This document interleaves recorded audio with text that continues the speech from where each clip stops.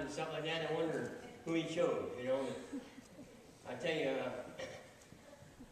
you never know at that situation, you know, what you're getting involved in with his family. I realized then he had a lot of love as I came up before we were married and were engaged. I made many trips up this way and the sea sharing and so forth, and I tell you what, there's always love there. You know, during the time together, we worked together, and I remember Harold had a wreck in that old, I think 59 Chevrolet car, and he asked me about fixing it, and all that time I had a bunch of cars at home, and I took an old car to the dump and traded it for a window and a door, and I brought it up there and we put it together. Fixed his car back together, and worked all day on it, straightening it and fixing it, and worked pretty good. But you know, between my ideas and his, tell you, we worked together good, and I remember them times, you know. Also, you know, I'm in the tree business and did a lot of tree work up here in St. Louis. I'm in the tree mine, and I had a pretty big job planned that day where I needed a ground man, and I forgot what happened, who I had lined up, and it didn't work out. Well, you come up and you want to do the job. It's not like you put it off the next day, you know. So I asked Harold if he'd help. You know, he had something planned to do. I don't know what he was doing that Saturday, but you know, looking back and knowing him, he sure was willing, and he dropped his work, become my ground man, holding ropes for me, and lower them down, untie them, and so forth. You couldn't do it by yourself, and just a willing person to help.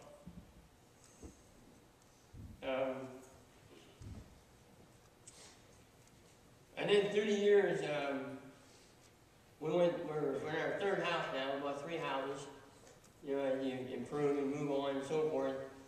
And my wife Sharon, she likes to read those home improvement books, you know, and you know, fix up things and so forth. And lo and behold, every house we tore the back end out.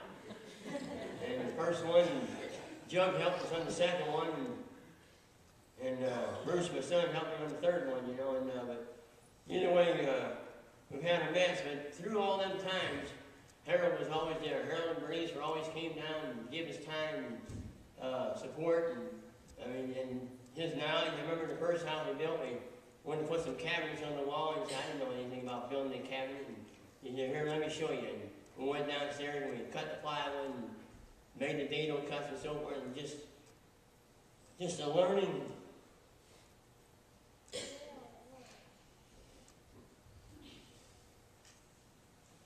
The learning ability that he showed, and the love he showed toward you. The other thing I want to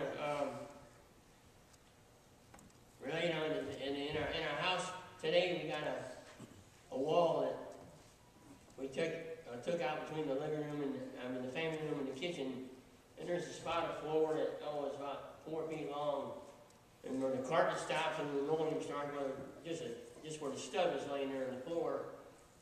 And that thing just was unfilled. You know, walk around it and so forth. And I tell you what, it wasn't, I guess it was about 2 weeks ago, looked down and there's some throw rugs that Harold had folded up, put right really neat, right in that place where that 2x4 at.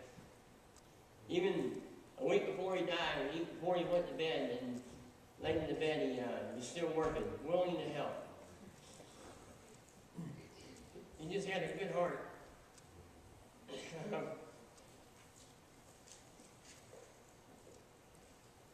Yesterday, as we had the line, as people went through, I didn't count them. I bet people that I saw, I bet there was at least 15 times that people said he was a good man.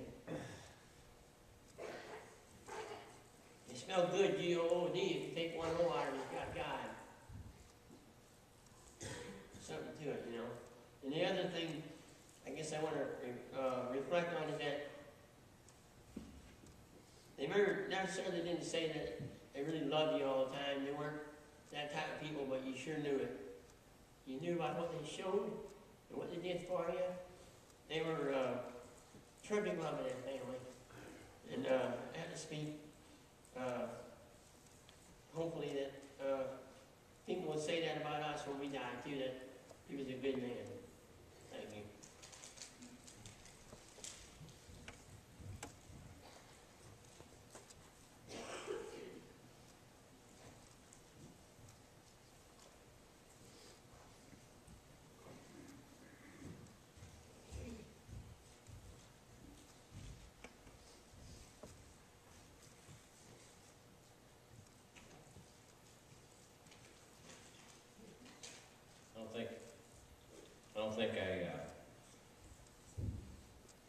I was trying to think back. I don't think I shed one tear before today. Because we said goodbye to Grandpa a long time ago. It was kind of happy in some ways, but today I'm shedding a tear. This is very good. Very good to do. So. Actually, the first thing I want to do is read a thought from Lindell. Just in case you don't know, I'm Bruce. Grandpa Stuber was my grandpa. So, my wife Lindell wrote this. If I got up to talk, I would just cry. So I asked Bruce to read this. I lost all of my grandpas at the time I was 6, so I never really had a grandpa until I met Grandpa Stuber. From the moment I met him, he became the grandpa who I was missing. Back when I was new and still being accepted, he always made me feel like I had always belonged. He was a special man. I thank the Lord for his kindness and his love to me. My guess is she could have probably written a whole other page, but kind of got to stop somewhere. I want to read a couple of verses that I thought of when I was asked to say something, and I certainly wanted to say something.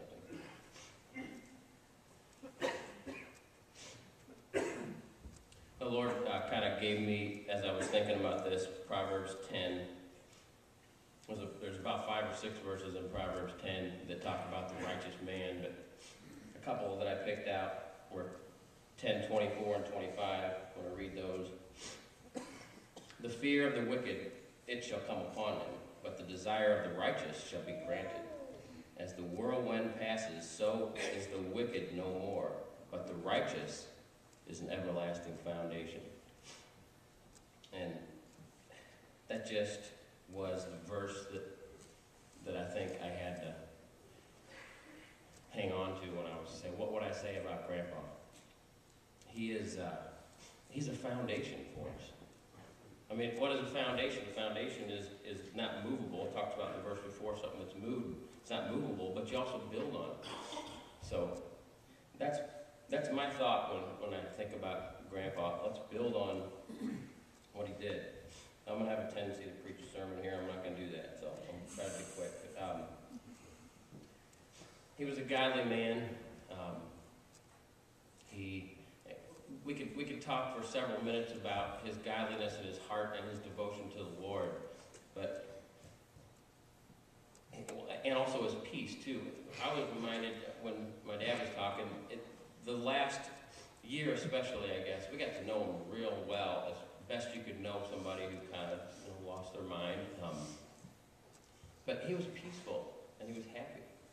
I mean, every time I'd walk into my parents' house, he'd be sitting there, and he'd kind of be reading something, and I'd say, in a kind of a loud voice so he'd hear me, "Hi, Grandpa," and he'd look up and he'd smile. You know, you could just kind of see a connection there, and he was just happy. Peaceful man. But in addition to all those things that are kind of hard to discuss, what are some things that are easier to talk about that he did? Some things I remember is